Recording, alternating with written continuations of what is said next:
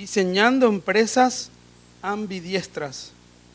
Andrea es gerente de Innovis Valle Voltis, empresa especializada en impulsar la cultura de innovación de las organizaciones a partir de un modelo sistémico y sistemático. Es coach ontológico y máster en innovación y emprendedorismo de la OBS School, Universidad de Barcelona. Va a estar en la modalidad online, así que esperamos la videoconferencia cuando estés disponible. Bienvenida, el tiempo es tuyo. Muchísimas gracias por la presentación y por la invitación a participar desde Argentina en el CX and Innovation Day de Paraguay. Mis saludos cordiales a todos los participantes y audiencia, tanto virtual como presencial. Mis felicitaciones a los organizadores por brindar un programa con estas miradas diversas sobre un tema tan relevante y tan necesario como es la experiencia del cliente, la experiencia del humano y la innovación para el desarrollo de las personas y de las organizaciones. Si me permiten, voy a compartir mi presentación.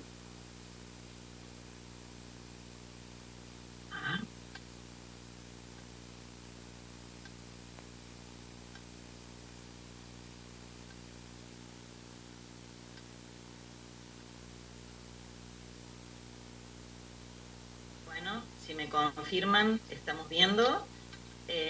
En base, digamos, en el marco de todo lo que estamos escuchando hoy y frente a este contexto tan volátil y tan incierto que nos toca vivir, creo que como empresas y como organizaciones ya no tenemos ninguna duda que la innovación pasó a ser un imperativo estratégico tanto a nivel profesional como a nivel organizacional, para lograr diferenciación, competitividad y crecimiento. Pero para que la innovación sea sostenible en el tiempo y no sean intentos esporádicos o intentos espasmódicos, no solamente requerimos de una cultura catalizadora del cambio de la innovación, como algo que comentó Marcelo Bechara en una presentación anterior, y también un liderazgo con las competencias necesarias para liderar la innovación como un lineamiento estratégico al servicio del negocio y con foco en las personas, sino que también necesitamos de un diseño organizacional que esté en sintonía con esa estrategia y que sobre todo esté enfocado y garantizando la gestión eficiente del presente y al mismo tiempo el diseño creativo del futuro. Y a eso nos referimos cuando hablamos de organizaciones ambidiestras. Análogamente con el humano, cuando somos ambidiestros, tenemos la misma capacidad de manejar nuestras dos manos con la misma destreza en forma simultánea, logrando a veces más facilidad, más agilidad en nuestras tareas. Similar a eso, digamos, tiene su origen este concepto de ambidiestrismo o de empresas duales, que es lo que vamos a estar profundizando hoy. La forma en que, o el concepto, digamos, de ambidiestrismo y de transformación se define a partir del comportamiento que tiene la organización en función a dos ejes. Cómo se organiza a la hora de la explotación, entendida la explotación en este sentido, en de la eficiencia operativa, bajo ese concepto, y cómo también se organiza y cuál es su grado de exploración, entendida como la capacidad que tiene la organización de detectar, de identificar y de aprovechar las oportunidades que ocurren en el entorno. Entonces, de esa forma podemos ya empezar a mirarnos, ustedes desde la audiencia, también empezar a validar cuál es el modelo que tienen hoy como organización. Cuando nosotros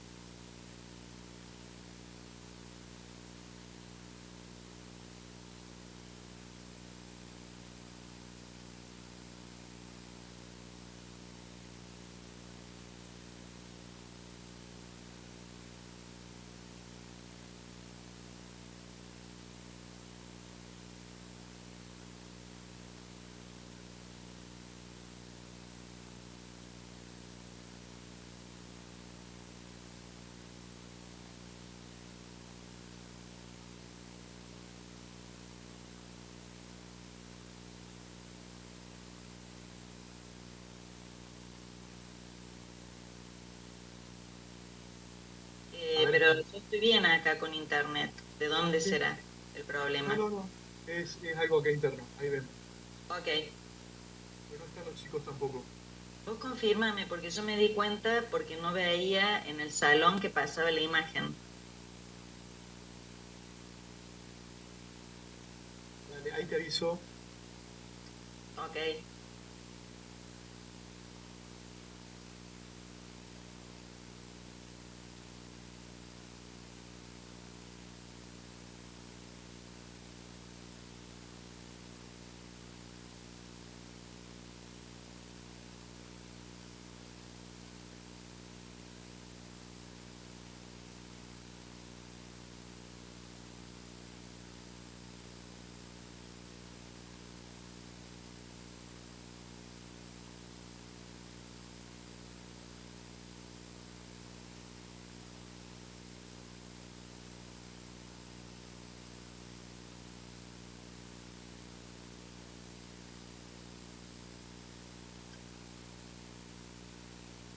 ¿Estamos ok?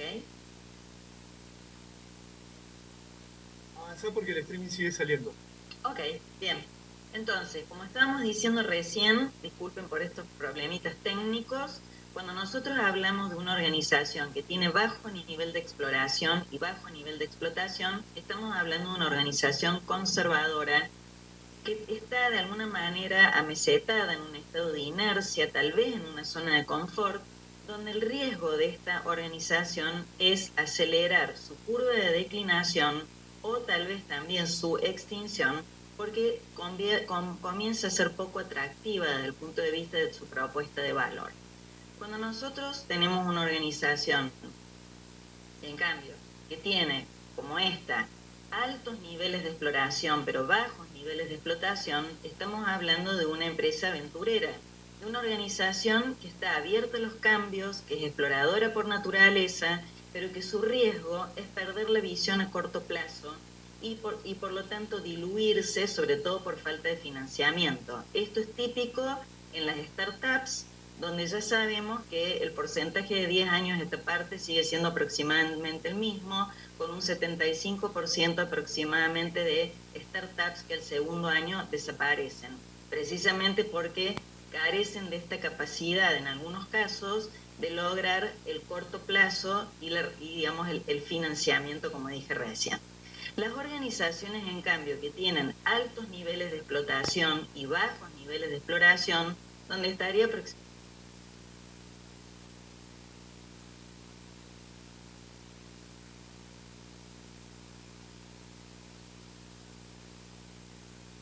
se cortó el audio, ahí está, donde estaría aproximadamente el 70% de las empresas de la actualidad, sobre todo de la TAM.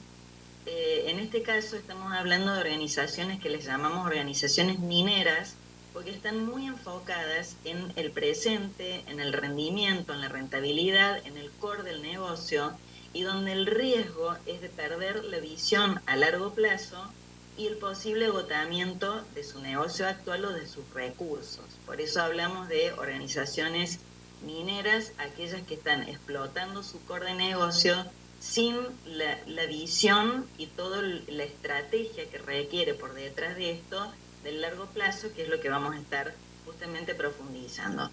Entonces, ¿cuál es el modelo o el diseño que parece como el ideal, que es donde se encuentran la mayoría de las empresas y organizaciones que para muchos de nosotros son aspiracionales, como hablar de IBM, 3M, Toyota, Netflix, Nike, Amazon, Starbucks y una serie de organizaciones, incluso en Argentina hablamos de los unicornios como Global, como Mercado Libre, algunas empresas más del centro como Grido. Bueno, Evoltis estamos lográndolo de poco, pero en definitiva la empresa ambidiestra es esta que tiene la capacidad de gestionar con la misma destreza en forma equilibrada y en simultáneo tanto el core del negocio como la exploración de nuevas y futuras oportunidades, pero no en forma casual o en forma esporádica o como si fuera fruto de la serendipia, sino en forma estructurada a través de una estrategia definida. Y esto es lo que vamos a ver.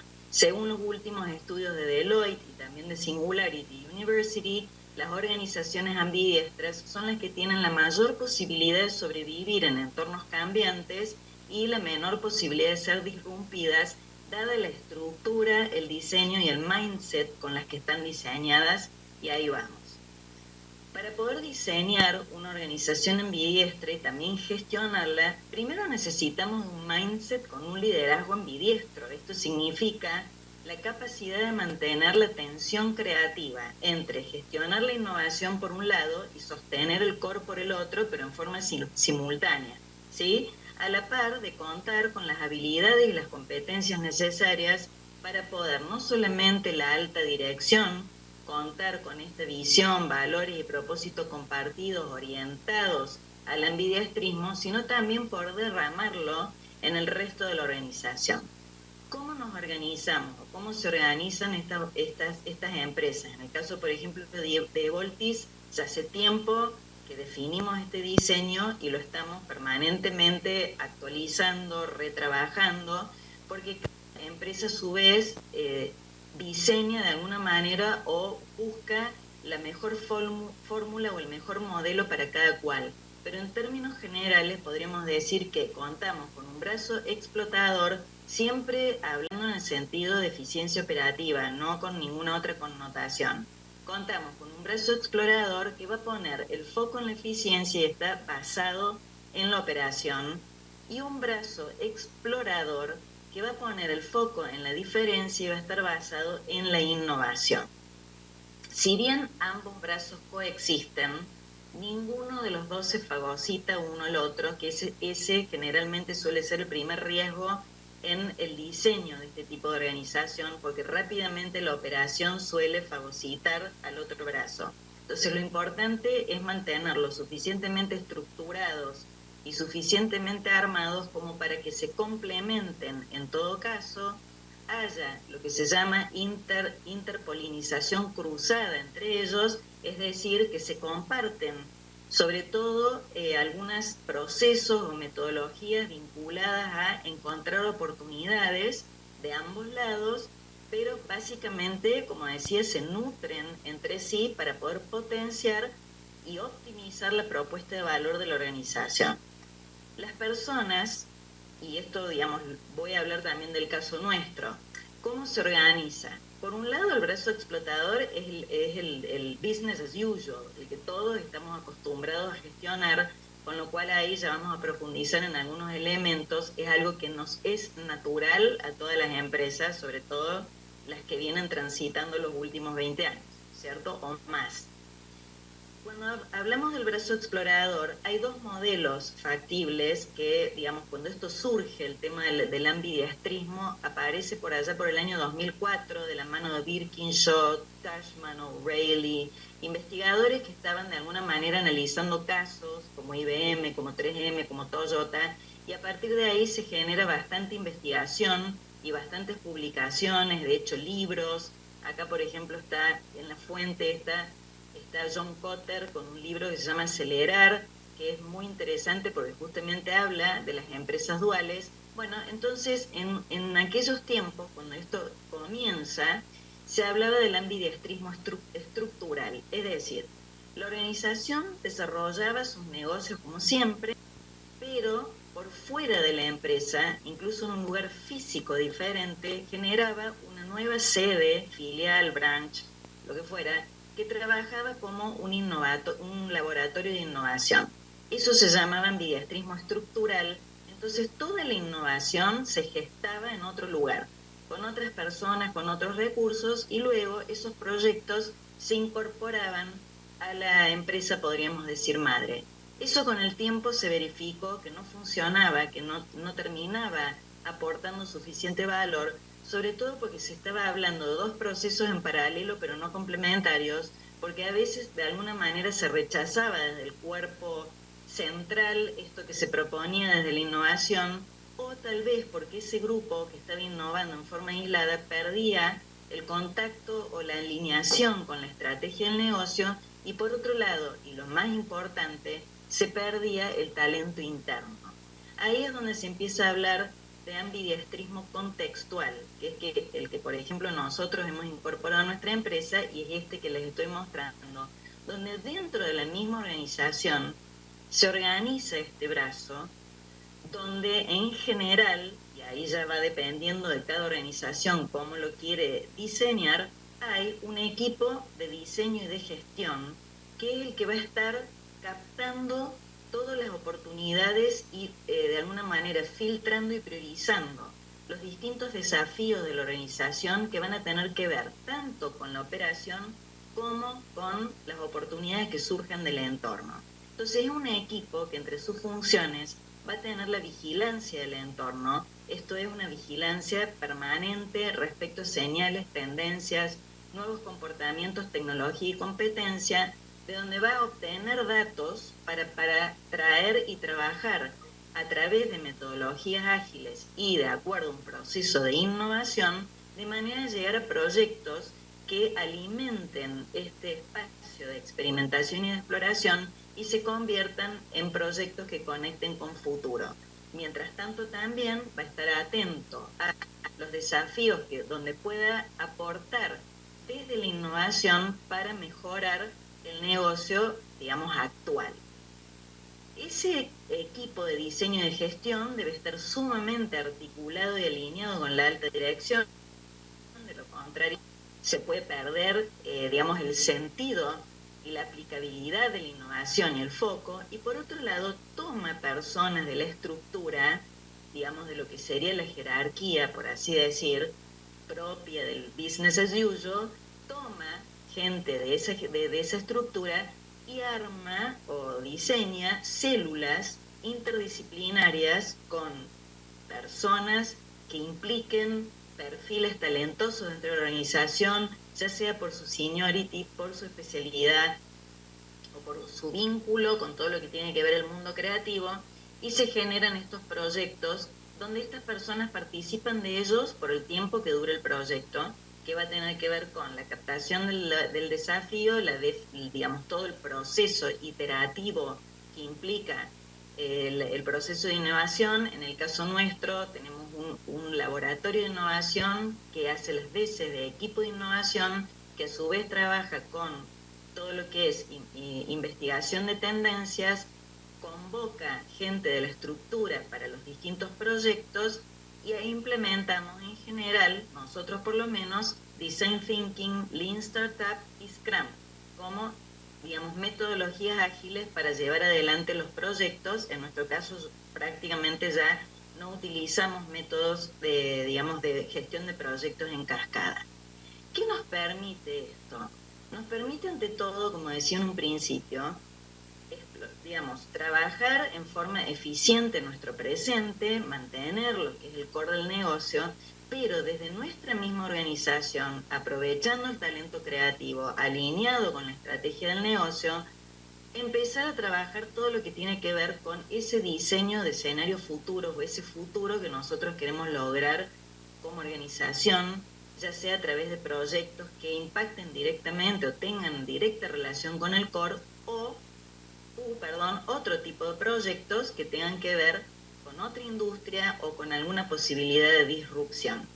Es decir, que este modelo lo que nos permite concretamente es trabajar, gestionar en forma simultánea el presente y el futuro. Pero como verán en esta pequeña gráfica, que esto pertenece a Alexander Osterwelder, que se los recomiendo porque es el autor del libro La empresa invencible. Él fue el autor también de el Business Model Generation, todo lo que es el modelo Canvas.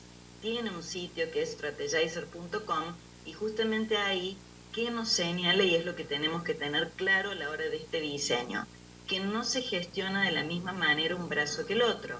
Es decir, cada brazo va a tener procesos, metodologías, métricas, formas de gestión diferentes.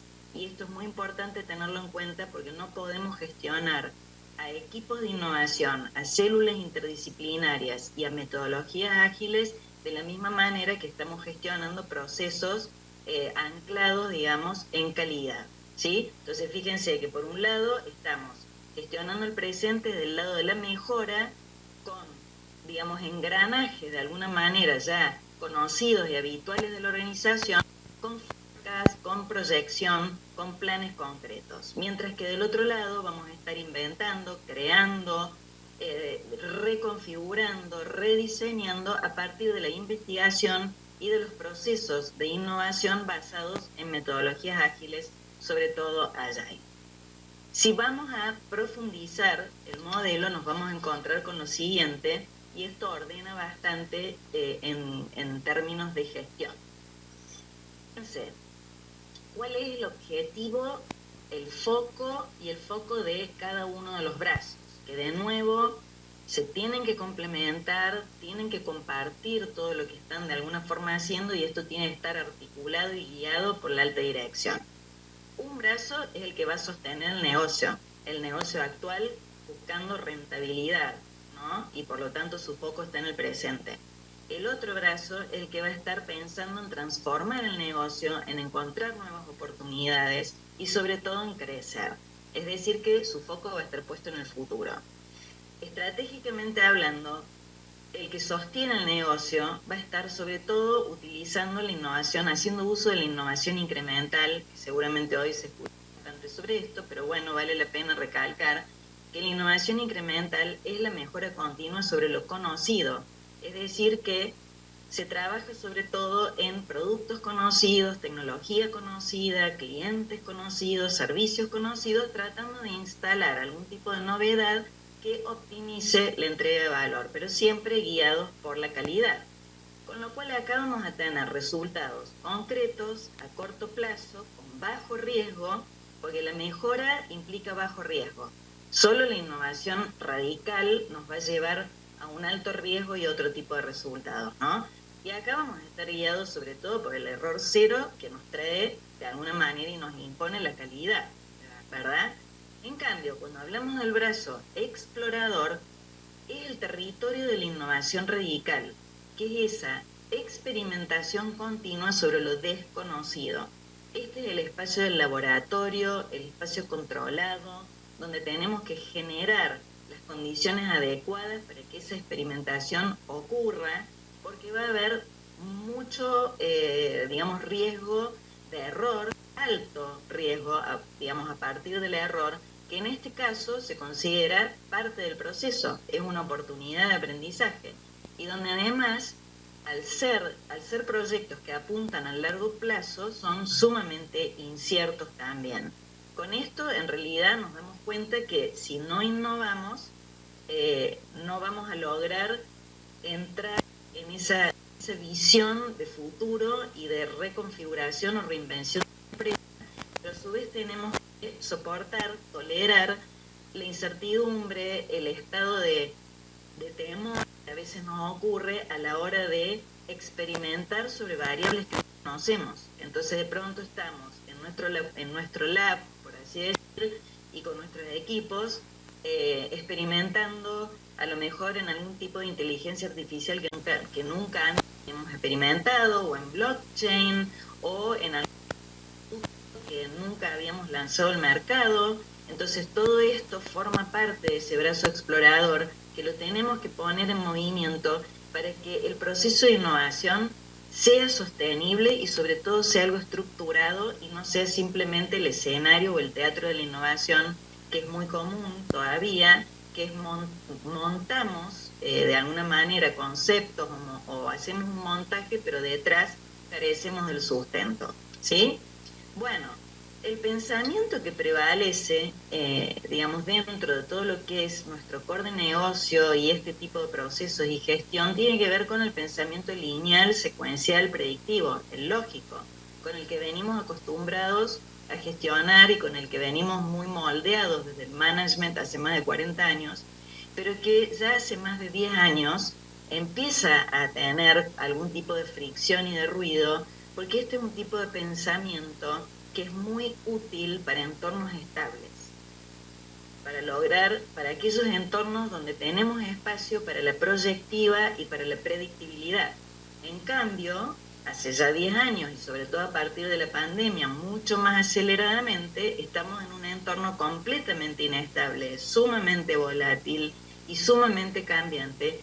Por eso, como empresas y como organizaciones, necesitamos empezar a generar y desarrollar y entrenar a todos los colaboradores de la organización en pensamiento creativo, lateral, asociativo, porque es el único que en realidad nos permite buscarle la vuelta al fenómeno y a los problemas, es el único que nos permite salir de la caja, encontrar soluciones diferentes para problemas que de la forma lógica, lineal o en el piloto automático ya no nos están sirviendo o no nos están dando resultados, con lo cual acá complementamos estos dos tipos de pensamiento.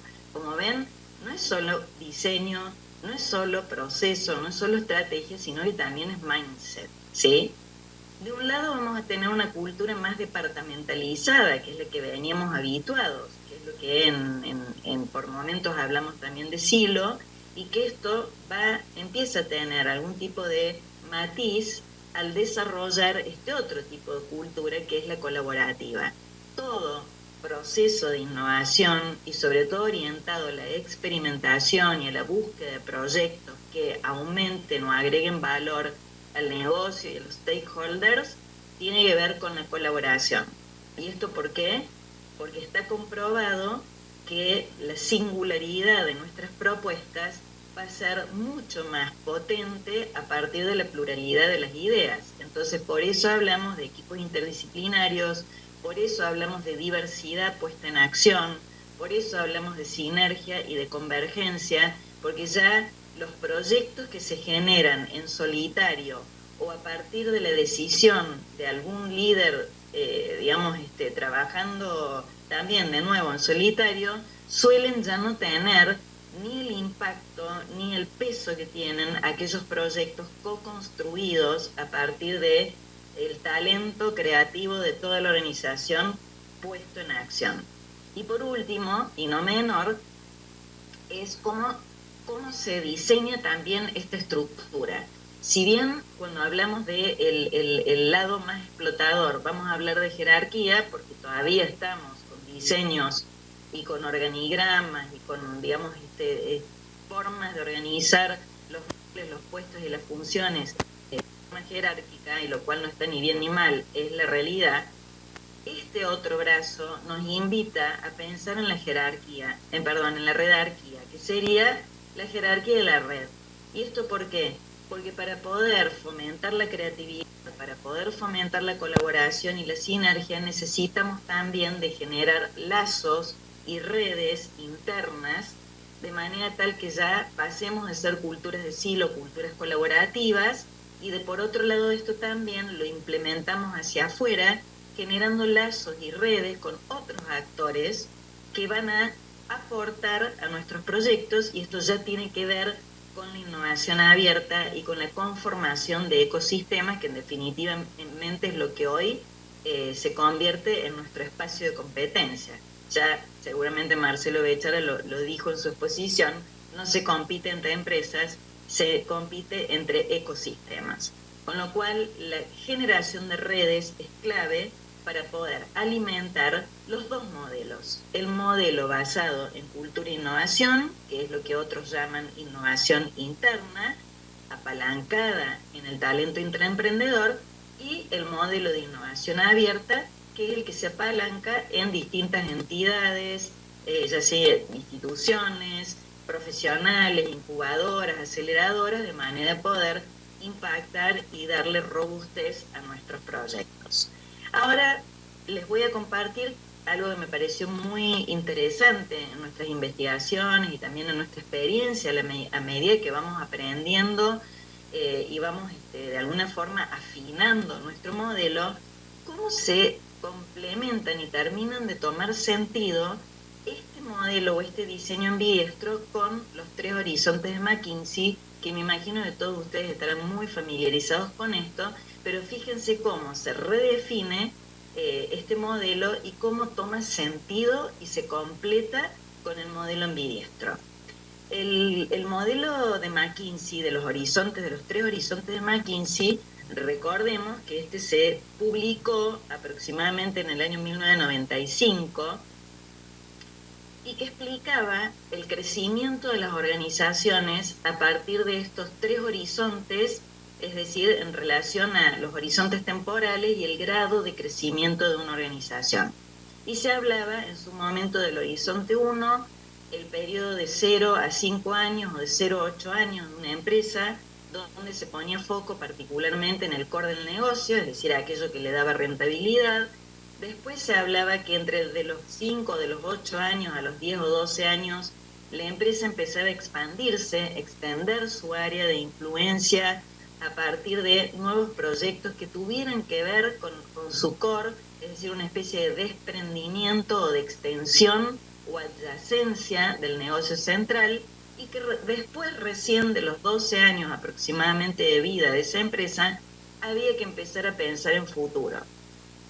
Eso, nuevamente, a partir de finales de los 90, inicios del 2000, con el advenimiento de Internet y de esta globalización producto de las tecnologías, pero muy acelerado por la cuarta revolución industrial, con la aparición y la expansión de las tecnologías exponenciales, de la modificación de modelos de negocios y de todo lo que hemos estado vivenciando en este último periodo, sobre todo también post pandemia, la low touch economy y todos los cambios que ocurren a nivel de modelo de negocio y de aceleración y de velocidad, ya no podemos pensar en los horizontes de McKinsey como habían sido diseñados, sino que hoy se dan en simultáneo.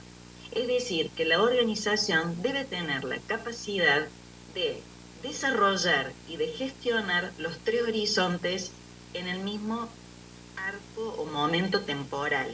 Y esto entonces, fíjense cómo encastra perfectamente con el ambidiestrismo, que justamente está en tiempo presente gestionando la eficiencia, pero diseñando también futuro. Y lo vamos a desglosar un poquito. Cuando hablamos entonces de horizonte 1, hablamos de core de negocio, es decir, variables todas conocidas, tienen que ver con nuestro presente, de nuevo, representa el business as usual, se busca mejorar el rendimiento a corto plazo y mejorar las operaciones actuales con innovación incremental, como dijimos recién. Es decir, que esto tiene que ver sobre todo con la inteligencia táctica de la organización, donde las métricas tienen que ver con efectividad, eficiencia, calidad, rendimiento, con ROI, ¿sí? Y con EBITDA. Cuando hablamos en cambio, y acá pongo un ejemplo, así lo vamos anclando. Supongamos que hablamos de Amazon. Amazon es una empresa que ya tiene ejercicio con el ambidiestrismo hace aproximadamente 20 años, con lo cual nos puede dar unos cuantos tips para ver cómo nos organizamos. Pero si lo ejemplificamos con Amazon, su, core de negocio, su H1, es la venta inicialmente de libros, pero es la venta en plataforma con un sistema de logística muy robusto. A ver, el modelo ambidiestro de Amazon consiste, por un lado, en que cuenta con estos procesos sumamente enfocados en eficiencia y en rentabilidad, donde el proceso de logística es prácticamente el más fuerte. Y por otro lado, cuenta con equipos cross, con un diseño muy al estilo del que les mostré, con estos equipos cross basados en la práctica de metodologías ágiles, muy conocedores de todo lo que es, conocedores y experimentados en procesos de innovación, y donde su foco está puesto en la agilidad, la búsqueda de oportunidades y sobre todo un time to market veloz. Esa es la capacidad sobre todo que tiene hoy ya desarrollada Amazon. Entonces, su core, su H1, es la venta de libros en plataforma o de productos asociados. El H2, que sería el horizonte de las adyacencias, es decir, los negocios o las oportunidades que surgen como extensión o como derivación del negocio existente, ya ahí empieza a jugar con otras variables, que serían la variable conocido / desconocido. ¿Qué significa esto? Que a lo mejor voy a vender el mismo producto, pero a un segmento diferente. O a lo mejor voy a vender un producto nuevo al mismo segmento de siempre. O a lo mejor una tecnología diferente para un servicio que ya tengo en aceitado, ¿sí? Entonces tenemos variables conocido, desconocido, que confluyen en estos proyectos. Acá ya empezamos a hablar de inteligencia estratégica, porque esto va a incorporar una mayor vigilancia del entorno, un mayor análisis de lo que ocurre en las distintas industrias, en los distintos formatos de negocios, para ir captando datos que nos pueden servir para enriquecer la propuesta. En el caso de Amazon, por ejemplo, bueno, hay muchísimos ejemplos de las adyacencias. Es un caso que es interesante siempre estar mirándolo y estudiándolo, porque digamos, va reconfigurándose de una manera muy interesante y sirve para incluso inspirarse en algunas ideas. Pero básicamente, dentro de estos negocios adyacentes, recordemos que de alguna manera es una extensión y surge como precisamente algo cercano al core. Por ejemplo, en este caso puedo citar PillPack, que es, digamos, un negocio también basado en la venta de productos, en este caso no es libros, sino que es medicamentos, en la plataforma habitual, y sobre todo haciendo hincapié en el sistema y en el proceso de logística. PillPack en realidad es una startup que nace hace unos años para poder resolver la triangulación entre pacientes, recetas y laboratorio, de manera de evitar que los pacientes estén lidiando con las recetas y cortando los medicamentos a medida, sino que esto es un dosificador, digamos, de medicamentos personalizado, con mucho proceso de robotización por detrás y, como digo, con todo el know-how del core de Amazon.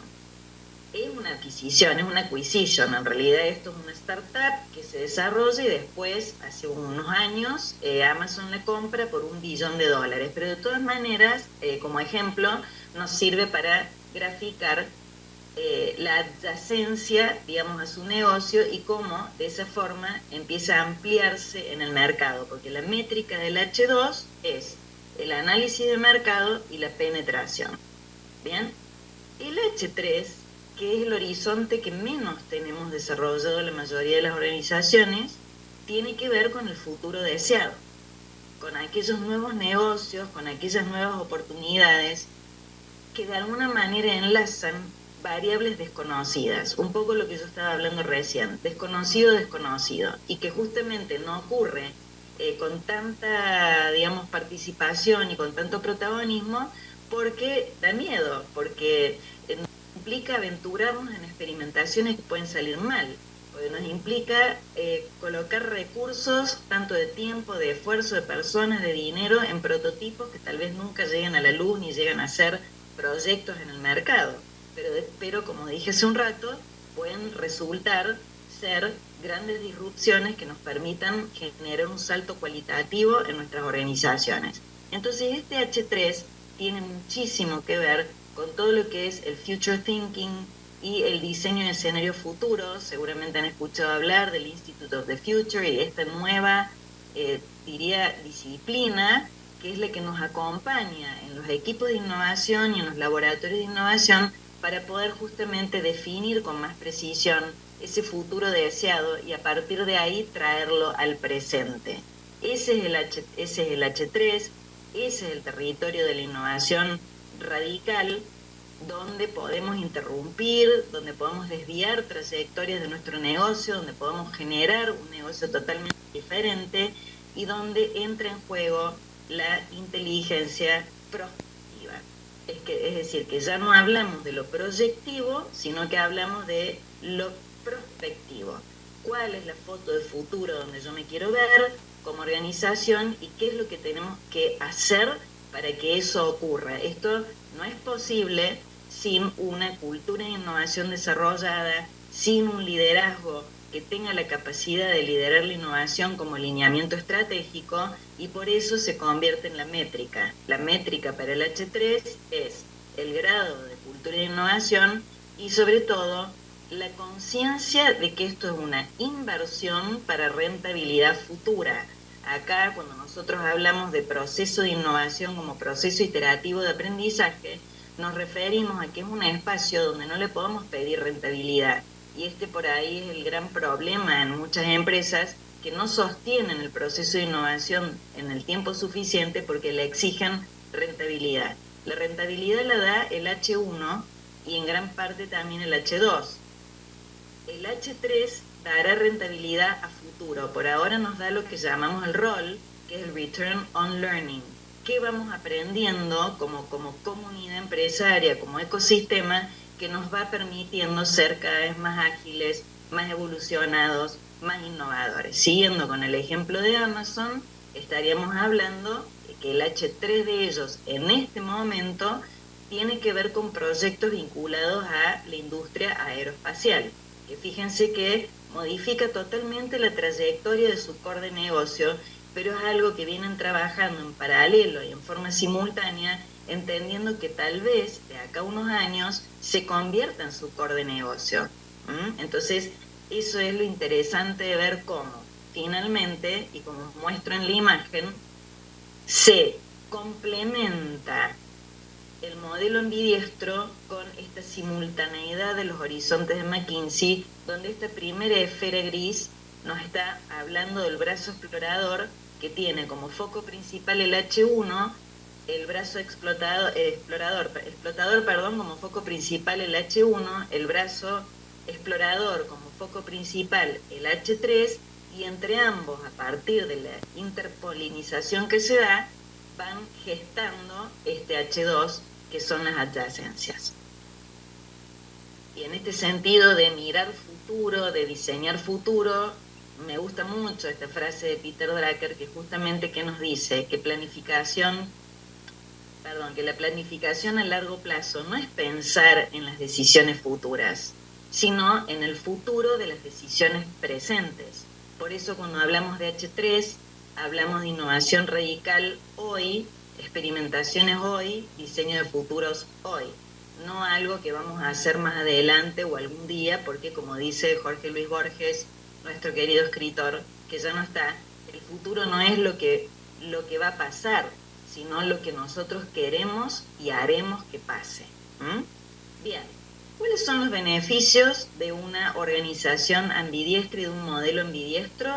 Mejora la experiencia del cliente, porque va a haber mucha más sintonía y mucha más sofisticación en nuestra propuesta de valor producto, que vamos a estar con el radar todo el tiempo prendido en torno a los datos que tenemos de los clientes, los cambios de comportamiento del usuario y del no usuario también, y por lo tanto esto se traduce en una mejora en nuestra propuesta, más agilidad, porque vamos a estar atravesados por metodologías ágiles y por un mindset mucho más ágil, orientado a la reconfiguración permanente para lograr la mejora de nuestras propuestas.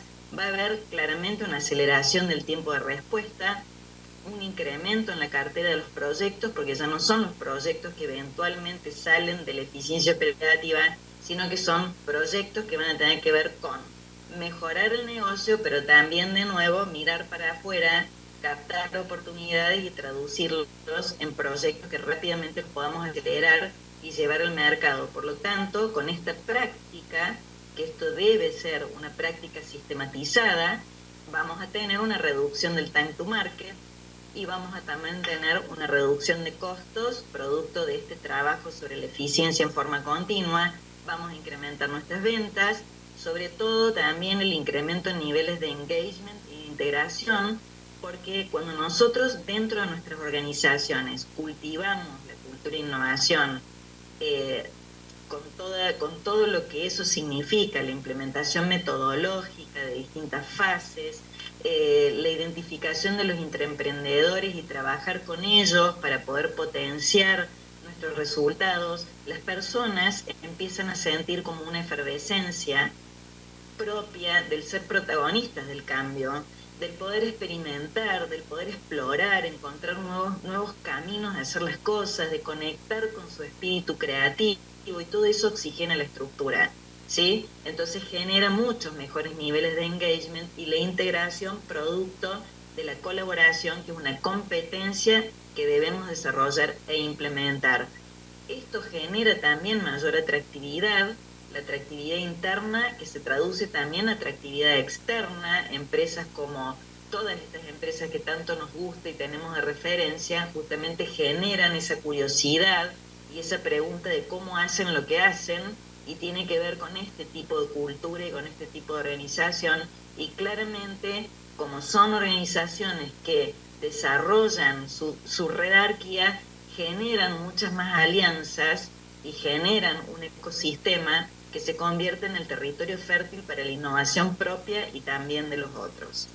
Como última conclusión a todo esto y de alguna forma también sugerencia, a partir de la experiencia que tenemos no solamente dentro de nuestra empresa, sino trabajando con otras, el desarrollo de la cultura de innovación y el desarrollo de los modelos ambidiestros. A ver, ser una empresa ambidiestra nos brinda una gran ventaja competitiva, muy significativa, nos permite lograr una adaptación ágil, nos permite instalar una innovación continua y también la capacidad de mantenernos relevantes y sostenibles en un entorno empresarial súper evolucionado y dinámico. Pero esto es un proceso. Entonces, para aquellas organizaciones que piensan que podemos ser ambidiestros, que podemos tener una cultura de innovación, que podemos ser competitivos de la noche a la mañana, esto no estaría funcionando. El ambidiestrismo, como la cultura de innovación y como el liderazgo innovador, tiene que ver con procesos. Y los procesos implican tiempo, implican espacio, dedicación, competencias, herramientas, metodologías.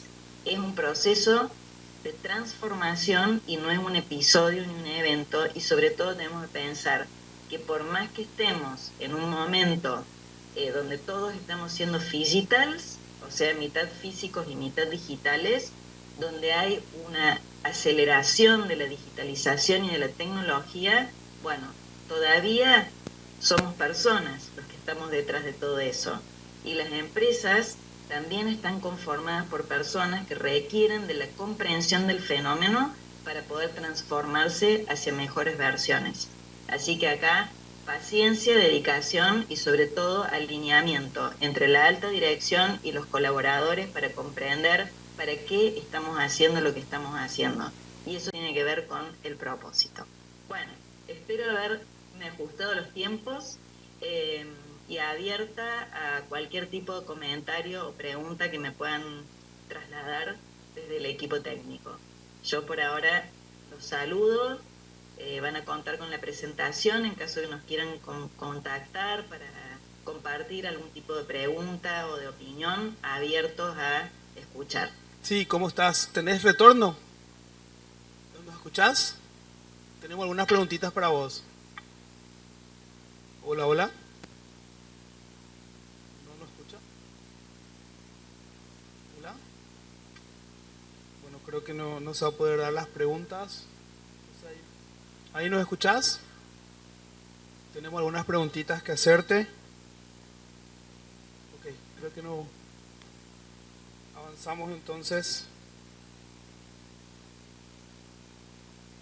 Retorno.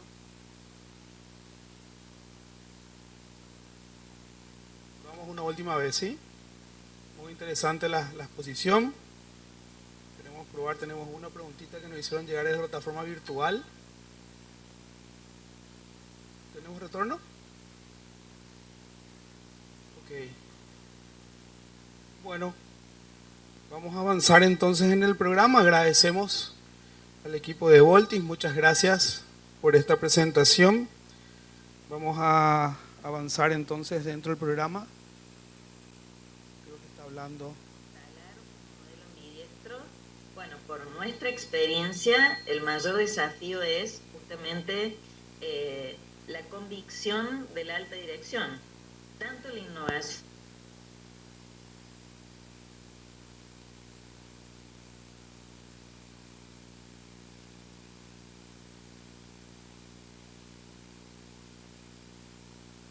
Creo que te perdimos, Andrea.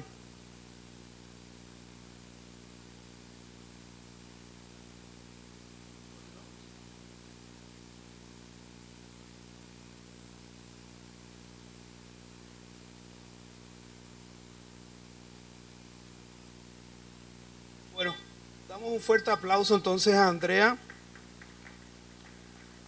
Muchas gracias, lastimosamente problemas técnicos.